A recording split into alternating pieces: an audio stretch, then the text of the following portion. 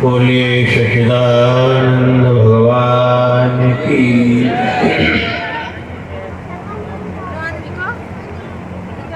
यं शैवासमुपासते शिव इति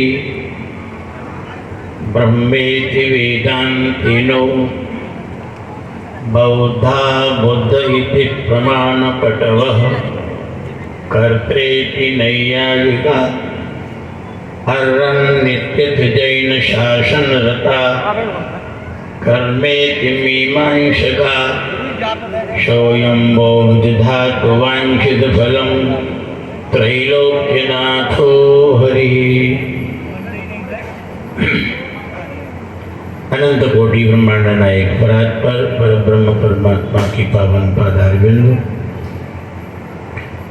सभी भगवत स्वरूप हमारे समक्ष बैठे हुए इस टीम पहल के सहयोगी सदस्यगण, दानदातागण, इस बरेली नगर के गणमान्य सभी नागरिकगण और सबके अध्यक्ष हमारे भैया हेमंत भैया जी, बड़े हर्ष सौभाग्य का विषय है। हम इस बात को बताने जा रहे हैं जो भी धन्यवाद का एक कार्यक्रम आप लोगों का हमने देखा सुना, बहुत अच्छा उत्साह को बढ़ाने वाला। किंतु एक बात हम बताने जा रहे हैं कि इस ब्रह्मांड के अंदर दो प्रकार की सृष्टि है, एक जड़ सृष्टि है, एक चेतन सृष्टि। जड़ सृष्टि केवल एक जगह रहने वाली है और चेतन सृष्टि चलने फिरने वाली है। चेतन के कई प्रभेद हैं। जलजा नवलक्षाणी स्थावरा लक्ष विंशति 63 लक्षाणी पशव 10 लक्षाणी पक्षिणः क्रमयो रुद्र लक्षाणी चतुर्लक्षाणी मानवा।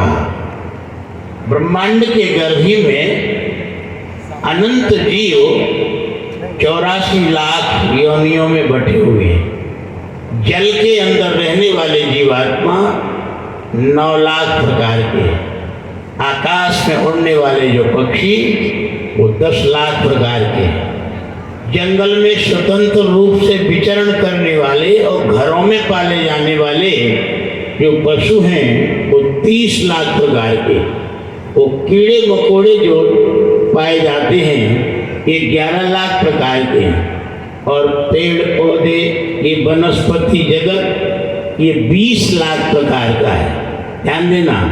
और हम लोग जो मनुष्य कहलाते हैं ऐसे मनुष्य 4 लाख प्रकार के हैं। ध्यान देना। ब्रह्मांड के गर्भी में 84 लाख प्रकार की योनियों का आविर्भाव उस परमात्मा की अचिंत्य शक्ति से होता है। जब ये चेतना उस सुप्रीम पावर से विलग हो जाती है, उस सुप्रीम पावर से अपने आप को अलग स्वीकार कर लेती है, तब इस तरह की ये 84 लाख योनियों की कंडीशन बनती है। ध्यान देना। इन 84 लाख योनियों के अंतर्गत यदि सबसे बड़ी जिम्मेदार कोई चेतना है, अपने आप में परिपूर्ण ज्ञान विज्ञान से प्रकाशित कोई चेतना है, तो सिर्फ मानव चेतना है। ध्यान देना। और ये मानव चेतना संपूर्ण विश्व ब्रह्मांड का आश्रय और आधार है। ध्यान देना। जब से ये जीवात्मा उस आनंद कंद सच्चिदानंद स्वरूप सुप्रीम पावर से अलग हुआ है, तब से अपने आप को 3 प्रकार के अभावों से युक्त स्वीकार करने लगा है। सबसे पहला अभाव, मैं मर न जाऊं। दूसरा अभाव, मेरे अंदर अज्ञान है। तीसरा अभाव, मेरे जीवन में दुख ना आ जाए। हर जीवात्मा इन 3 प्रकार की समस्याओं से ग्रसित तब हुआ है जब सुप्रीम पावर से अलग हो गया है। ध्यान देना। अब सुप्रीम पावर में जब मिलेगा तब कहीं ये तीनों अभाव पूर्ण होंगे। तीनों अभाव पूर्ण हुए बिना दूसरा कोई मार्ग नहीं है कि सुप्रीम पावर से मिला जा सके। ध्यान देना। हर जीवात्मा जब से उस पावर से अलग हुआ है तब से से भूखा है, हर जीवात्मा भूखा है। वो काय की भूख है? वो भूख है सुख की, हमको सुख मिल जाए। ऐसा कोई संसार में चींटी से लेकर ब्रह्मा पर्यंत कोई जीव नहीं है जो सुख की प्यास से प्यासा न हो। हम लोग जितने भी दुनिया में सुनते समझते हैं, सब दौड़ लग रही है, बचपन से लेकर बुढ़ापे तक, निर्धनता से लेकर धनवत्ता तक, मूर्खता से लेकर विद्वता तक, महाराज दौड़े चले जा रहे हैं जीव सुख की प्यास के लिए। किंतु प्यारे, सुख नहीं मिल पा रहा है। सुख की परिभाषा का हमको बोध नहीं है, सुख का हमको वास्तविक स्वरूप का ही ज्ञान नहीं है, और सुख प्राप्ति में लगे हैं, उससे सुख नहीं मिलता है, अपितु दुख मिल जाता है। क्योंकि सुख की प्राप्ति में अगर वास्तव में सुख हमको मिल गया होता तो आज हम सुख के पीछे अब न भटकते। ध्यान देना, उम्र का ये पड़ाव हो चुका। हमने बचपन से लेके 50, 60, 70 साल, 80 साल तक खूब सुख के पीछे पल्ला झाड़ के पड़े रहे, किंतु अभी तक किसी की सुख की प्यास मिटी नहीं। उसका कारण, ध्यान देना, उसका कारण कि हमने अभी तक अपने आप को सुखी बनाना चाहा। अगर व्यक्ति अपने आप को सुखी बनाना चाहेगा, संसार में कभी वो वास्तविक सुख को उपलब्ध नहीं हो सकता है। ये सिद्धांत की बात है। हम अपने सुख के संसाधनों को बटोरने में लगे रहे, अपने सुख के साधनों की सारी सामग्रियों को इकट्ठे करने में लगे रहे, किंतु अंतिम जीवन का अंतिम पड़ाव आ गया, किंतु उन सारे संसाधनों के द्वारा हम अपने आप को सुखी नहीं कर पाए। अगर कोई नहीं कर पाया हो, इतने सामने लोग बैठे हैं, तो हाथ उठा के हमको बतावे कि हम अब पूर्ण सुखी हैं और हमको किसी प्रकार के सुख की आवश्यकता नहीं है। ध्यान देना, इस बात को खूब गहराई से समझ लेना है कि अपने सुख के लिए जब तक हम प्रयास करते रहेंगे और संसार के प्राणी पदार्थों को इकट्ठा करते रहेंगे, तब तक हम कभी सुखी नहीं हो सकते हैं। सच्चा सुख है, हमारे शास्त्र कहते हैं, महापुरुष कहते हैं, जीवन मुक्त ज्ञानी कहते हैं, बोले सुखस्य मूलम धर्मः। ध्यान देना, सुख की जड़ क्या है? बोले सुखस्य मूलम धर्मः। सुख की जड़ है धर्म। धर्म ही सुख की जड़ है। जहाँ धर्म होगा वही सुख होगा। और धर्म का वास्तविक स्वरूप क्या है? हमने धर्म को, नाना प्रकार के क्रियाकलापों को धर्म स्वीकार कर लिया है। ध्यान देना, धर्म हमारे आप्त जीवन मुक्त महापुरुषों की वाणियों में आया है। बोले परहित सरिष धर्म नहीं भाई, और पर पीड़ा सम नहीं अधमाई। ध्यान देना, दूसरों को दुख देने से बढ़ करके कोई पाप नहीं है, और दूसरों को सुख देने से बढ़ के दूसरा कोई धर्म नहीं है। ध्यान देना, अगर हम वास्तव में ओरिजिनल सुख से, वाकई ओरिजिनल सुख को प्राप्त करना चाहते हैं, असली सुख के साम्राज्य में पहुंचना चाहते हैं, पहले ये जान लो सुख होता क्या है। जैसे प्रकाश की उपस्थिति में कभी अंधकार नहीं जाया करता है। जहाँ प्रकाश होगा वहाँ अंधकार के बाप में ताकत नहीं कि वहाँ पहुँच जाए। यदि प्रकाश की उपस्थिति में कदाचित अंधकार पहुँच रहा है, समझ लेना सब फर्जीवाड़ा है, सब केवल भ्रांति है, केवल मात्र दिखावा प्रदर्शन है। वो प्रकाश है ही नहीं जिसकी उपस्थिति में अंधकार जा पा रहा है। ठीक इसी तरह से अगर आपके जीवन में सुख की उपलब्धि हो गई तो समझ लेना दुनिया का सबसे बड़ा दुख भी अगर टकराएगा, आएगा, तो वो दुखी होकर के भाग जाएगा, तुमको दुखी नहीं कर सकता है। उसका नाम है सुख।